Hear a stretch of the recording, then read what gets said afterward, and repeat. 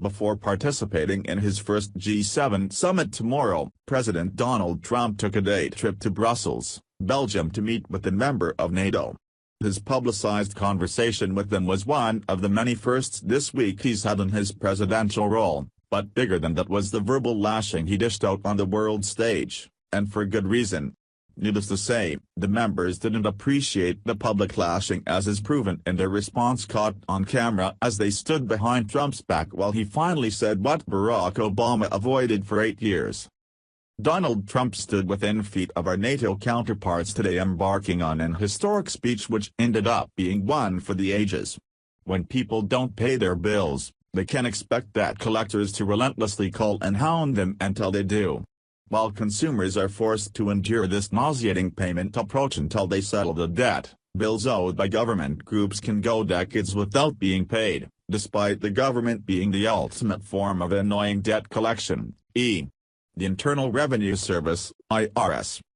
Today, President Trump paid the part of debt collector to unsuspecting NATO members who owe a lot and haven't expected to pay for almost a decade under Barack Obama.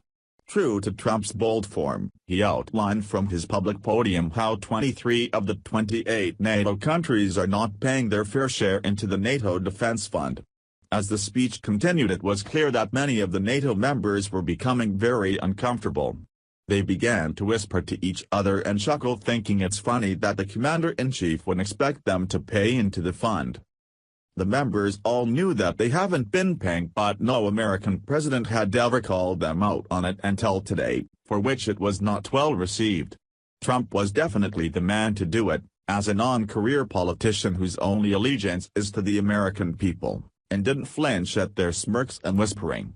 In fact, their arrogant attitude only seemed to embolden his words and resolve on this important issue. Politicus USA reports an excerpt of Trump's sentiments to NATO today. These grave security concerns are the same reason that I have been very direct with Secretary Stoltenberg and members of the alliance in saying that NATO members must finally contribute their fair share and meet their financial obligations, for 23 of the 28 member nations are still not paying what they should be paying and what they're supposed to be paying for their defense. This is not fair to the people and taxpayers of the United States. And many of these nations owe massive amounts of money from past years and not paying in those past years. Over the last 8 years, the United States spent more on defense than all other NATO countries combined. If all NATO members had spent just 2% of their GDP on defense last year, we would have had another $119 billion for our collective defense and for the financing of additional NATO reserves. Trump could likely feel what was happening behind him in the shock, awe, and guffaw of his statement saying that it's time to pay up on this long overdue bill, but continued in perfect fashion anyway. He made his intentions clear in this speech by demanding that each country contribute a minimum of 2% of each country's gross national product, and added to it that delinquent countries will be held to repaying their debts. He told the NATO members that it isn't fair to the taxpayers of the United States of America to have to foot the bill because 23 countries want the protection but don't want to pay.